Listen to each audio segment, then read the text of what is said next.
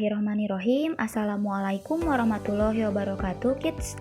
Apa kabar semuanya? Mudah-mudahan kalian dalam keadaan sehat walafiat ya. Pada kesempatan kali ini kita akan mempelajari tentang sistem peredaran darah. Nah, kompetensi dasarnya yaitu yang ke-1 akan kita pelajari hari ini, sedangkan yang kedua itu akan kita pelajari pada materi setelahnya materi ini, yaitu pada pertemuan berikutnya. Oke, sebelum kita masuk ke materi pembelajaran, saya akan bertanya terlebih dahulu, pernahkah kalian terluka karena terjatuh? Nah, pasti luka tersebut menimbulkan lecet yang mengeluarkan darah. Lalu, mengapa pendarahan pada luka tersebut dapat berhenti? Pertanyaan tersebut dapat kalian jawab setelah menyimak pembelajaran ini sampai akhir. Baik, kita langsung masuk ke materinya. Yang ke-1 yaitu tentang fungsi peredaran darah. Apa saja sih fungsi peredaran darah itu? Yang ke-1 yaitu sebagai alat transportasi. Nah, di sini ada truk lagi ngangkut batu ya di tengah jalan. Jalannya itu kita analogikan sebagai pembuluh darah, sedangkan truknya adalah sel darah, lalu batu-batunya itu adalah sari-sari makanan dan oksigen. Nah, sari-sari makanan dan oksigen ini akan diangkut ke seluruh tubuh ya yang membutuhkan. Lalu fungsi dari transportasi ini juga untuk mengangkut bahan-bahan sisa dari seluruh tubuh yang kemudian akan dibuang melalui ginjal, kulit, dan paru-paru. Seperti itu ya. Apalagi sih fungsi yang kedua dari peredaran darah itu? Fungsinya yang kedua adalah sebagai alat pertahanan tubuh.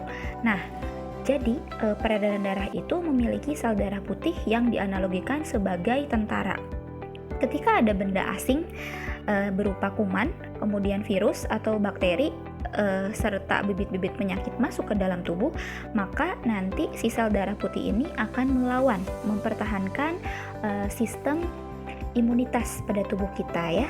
Kemudian yang ketiga, fungsi dari peredaran darah itu untuk menjaga keseimbangan tubuh. Nah, di sini ketika keadaan panas, jadi untuk mengembalikan kepada suhu normal, pembuluh darah di dalam tubuh kita itu akan melebar bersama pori-pori kulit yang terbuka ya. Keadaan tersebut memungkinkan untuk mengeluarkan keringat sehingga suhu tubuh itu akan kembali normal. Sebaliknya, ketika suhu itu dingin ya, dalam keadaan dingin, maka tubuh kita itu akan melakukan penyempitan pada pembuluh darah, kemudian pori-pori kulit juga akan tertutup untuk menghindari kehilangan suhu tubuh di dalam tubuh kita gitu. Selanjutnya materinya yaitu tentang komponen atau bagian-bagian darah. Nah, bagian-bagian darah itu terdiri dari dua, ada bagian yang padat sebesar 45% dan bagian yang cair sebanyak 55%. Nah, bagian yang padat ini berupa sel darah merah 44%, serta sel darah putih dan keping darah 1%. Lalu yang bagian cairnya itu 55% berupa plasma darah.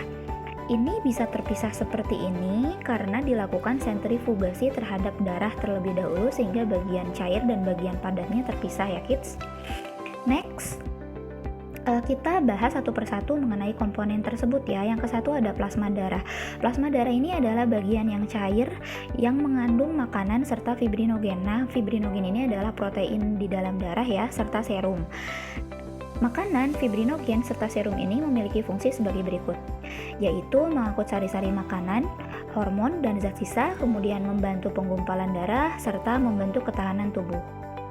Yang kedua itu ada sel darah merah atau nama lainnya adalah eritrosit, di mana bentuknya itu mirip seperti donat tetapi bagian tengahnya tidak ada lubangnya, hanya berupa cekungan. Nah, cekungan ini berfungsi untuk mengangkut oksigen, karbon dioksida, serta sari-sari makanan. Nah, tiap eritrosit ini mengandung yang namanya hemoglobin atau disingkat menjadi Hb. Hb ini berfungsi untuk berikatan dengan oksigen atau karbon dioksida.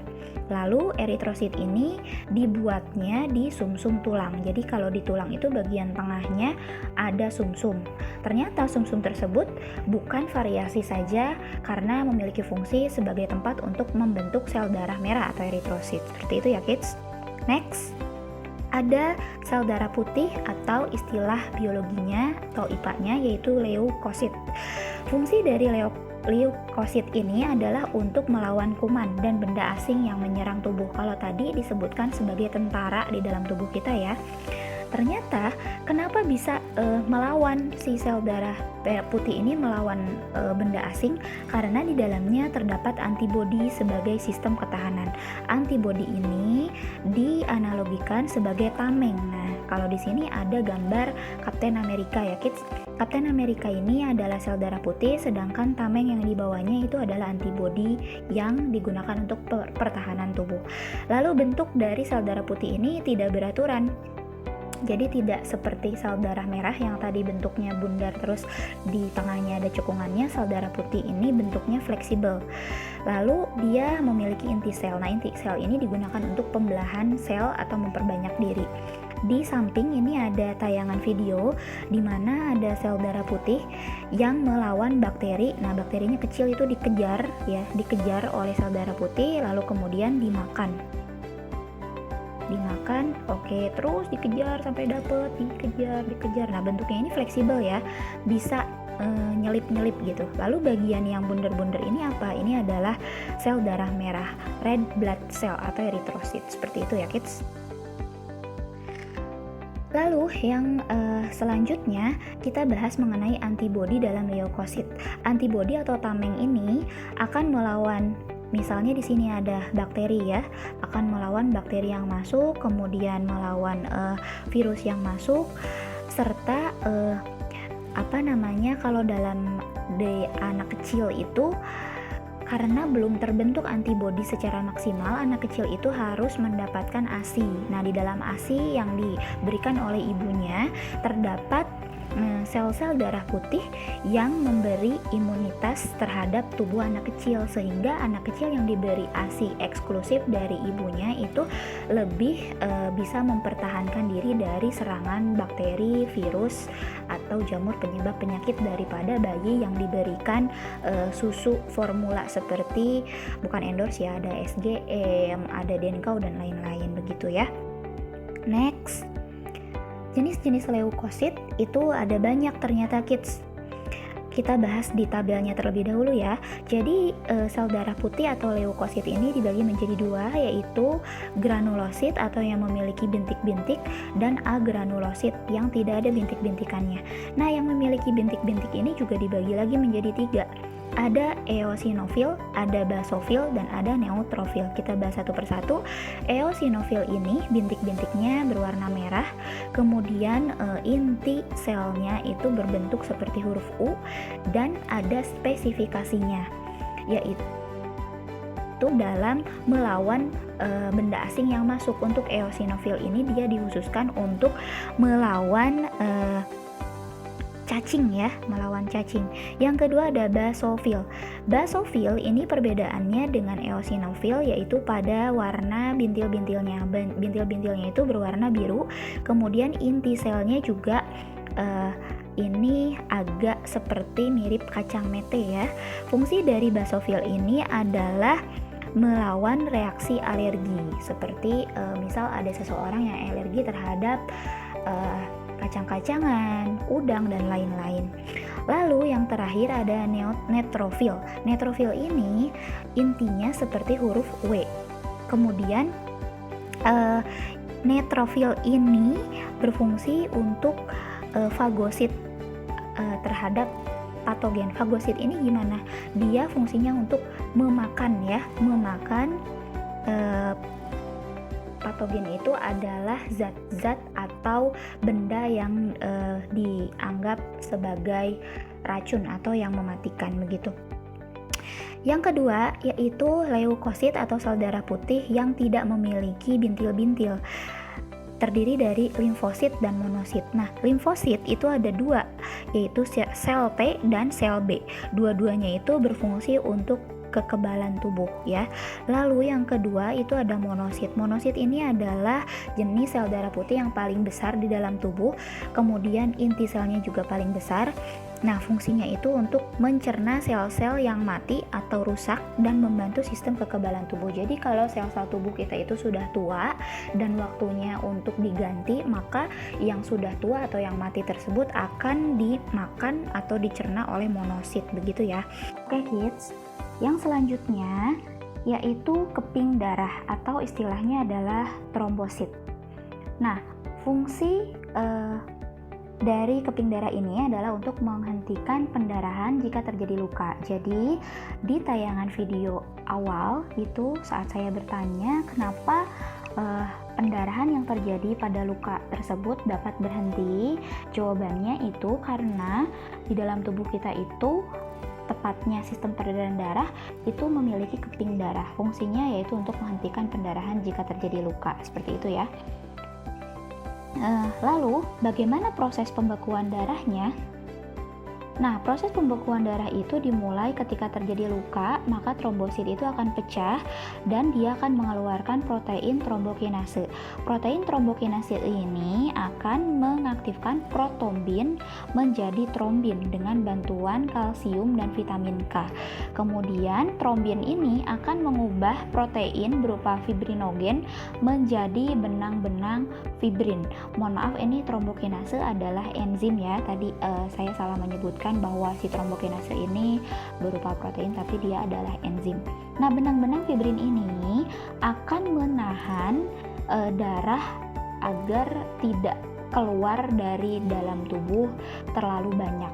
Tetapi jika darah atau luka yang terjadi pada tubuh kita itu terlalu dalam, maka proses pembekuan darah ini tidak cukup untuk menahan darah yang keluar. Oke. Lalu ini gambar apa? Nah, ini merupakan bentuk dari keping darah ya. Bentuknya itu bundar, terus ada ini panjang-panjangnya gitu dikit. Next, kita bahas mengenai pembuluh darah atau vaskular atau blood vessel.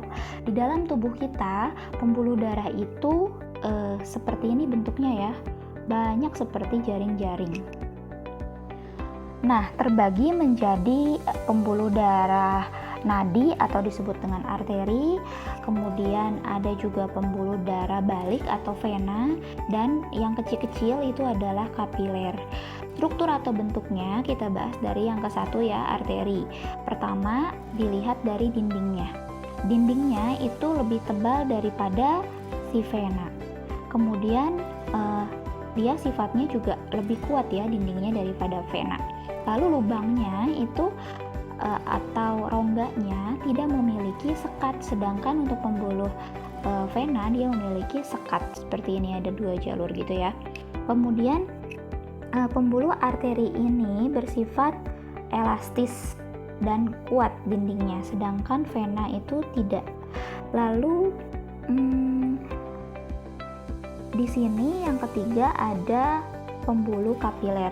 Untuk pembuluh kapiler ini dindingnya hanya berupa endotelium dan dia sangat tipis.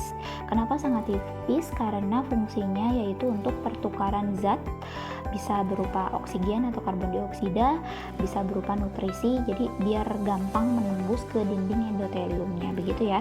Nah, ini kalau dilihat lapisan-lapisan dari pembuluh vena dan pembuluh arteri serta kapiler itu dia lebih tebal yang pembuluh arteri, karena pembuluh arteri ini bertugas untuk membawa darah dari jantung dan diedarkan ke seluruh tubuh. Sedangkan untuk pembuluh nadi itu membawa darah dari seluruh tubuh masuk ke dalam jantung. Kemudian warna merah ini mengindikasikan bahwa arteri itu membawa darah yang banyak mengandung oksigen, sedangkan untuk vena itu mengindikasikan warna birunya darah yang dibawa oleh pembuluh vena ini banyak mengandung karbon dioksida. Kalau kapiler kenapa berwarna ungu? Karena dia terjadi pencampuran ya antara darah yang berasal dari vena dan darah yang berasal dari kapiler, seperti itu. Nah, arteri itu akan bercabang-cabang yang dinamakan cabangnya itu adalah arteriola, sedangkan vena dia akan bercabang, cabangnya dinamakan venula. Lalu ada juga kapiler ya. Kapiler itu merupakan pertemuan antara cabang arteri dan cabang vena. Untuk arteri terbesar di dalam tubuh itu namanya adalah aorta. Ini kita akan pelajari lebih lanjut pada organ jantung ya, tetapi akan kita bahas di pertemuan berikutnya. Next. Nah, ini adalah perbedaan antara arteri dan vena ya. Arteri itu letaknya di dalam atau jauh dari permukaan tubuh. Kenapa harus jauh dari permukaan tubuh? Karena jika terjadi luka itu agar terhindar dari goresan ya, agar si arteri ini tidak tergores juga dan darah tidak banyak keluar gitu. Kalau vena itu di dekat di dekat permukaan tubuh. Jadi pembuluh darah yang biru-biru terlihat di permukaan tubuh kita itu adalah vena. Lalu fungsi dari arteri ini adalah mengangkut O2 kecuali arteri pulmonalis. Arteri pulmonalis dia mengangkut CO2 ya. Lalu untuk vena itu fungsinya untuk mengangkut CO2 kecuali vena pulmonalis. Vena pulmonalis ini adalah vena yang terdapat di pulmo atau paru-paru ya. Dia berfungsi untuk mengangkut O2. Kemudian dinding pembuluh seperti yang tadi kita bahas, si arteri itu dindingnya bersifat tebal, kuat, serta elastis, sedangkan vena itu tipis dan tidak elastis. Arah alirannya untuk arteri itu meninggalkan jantung, kalau vena itu menuju jantung. Untuk denyutannya si arteri ini terasa. Contohnya arteri ada di leher kita, kalau kita tekan gitu kan pembuluh darah yang ada di leher itu akan terasa denyutannya ya. Kalau vena itu tidak terasa. Kemudian katupnya dia hanya satu di luar jantung, kalau vena itu banyak, katup itu tadi sekat-sekat ya. Kemudian aliran darahnya itu deras untuk arteri, makanya letaknya harus jauh di dalam tubuh karena untuk menghindari tergores. Kalau tergores terus deras dia akan memancar darahnya. Jika terjadi luka nih memancar. Kalau vena itu lambat karena kalau kita pulang dari suatu tempat menuju rumah itu kita akan santuy, sama seperti pembuluh vena ini mengalirkan darahnya itu lambat karena menuju pulang ke jantung. Kemudian darahnya itu kalau terjadi luka dia menetes, tidak memancar. Warnanya itu kalau untuk arteri dia lebih cerah, jadi tadi diwarnakannya merah. Kalau untuk vena lebih gelap atau diwarnakannya biru. Begitu ya. Selanjutnya itu adalah evaluasi. Setelah kita mempelajari materi-materi tersebut, mudah-mudahan bisa dipahami oleh kalian. Lalu di sini ada pertanyaan, coba kalian jawab ya. Yang ke-1, komponen darah yang berperan penting dalam pengangkutan oksigen adalah, jawabannya yang mana nih? Coba dijawab dulu. A. Hemoglobin, B. Globin, C. Protombin, atau D. Tromboplastin. Oke, sudah dipilih ya jawabannya. Lalu kita lihat jawaban mana yang paling tepat. Yang paling tepat adalah hemoglobin. Jadi hemoglobin ini berfungsi untuk mengangkut oksigen karena tadi dia berikatan dengan O2 ya. Selanjutnya, pertanyaan yang kedua. Perhatikan bagan berikut. Nah, ini adalah mekanisme atau proses pembekuan darah ya. Nah, bagian X dan Y yang paling tepat adalah yang mana? Apakah vitamin K dan fibrin, apakah kalsium dan fibrin, apakah zat besi dan fibrin, apakah mineral dan fibrin. Oke, dipilih salah satu. Dan jawabannya yang paling tepat adalah, kita lihat. Jawabannya adalah vitamin K dan fibrin. Ya, di sini ada vitamin K, di sini ada fibrin. Selanjutnya, manakah kalimat di samping yang merupakan fungsi dari eritrosit? Eritrosit itu sel darah merah ya kids. Apakah A. melakukan pembekuan darah jika terjadi luka? Apakah B. membunuh penyakit di dalam tubuh? Yang C. mengangkut oksigen ke seluruh tubuh? Yang D. memompa darah ke seluruh tubuh? Dipilih salah satu dan kita lihat jawaban yang paling benar adalah Oke, yang paling benar adalah C, mengangkut oksigen ke seluruh tubuh. Untuk A, ini adalah fungsi dari leukosit, fungsi dari trombosit atau keping darah. Sedangkan yang B ini fungsi dari sel darah putih. Yang D ini adalah fungsi dari jantung.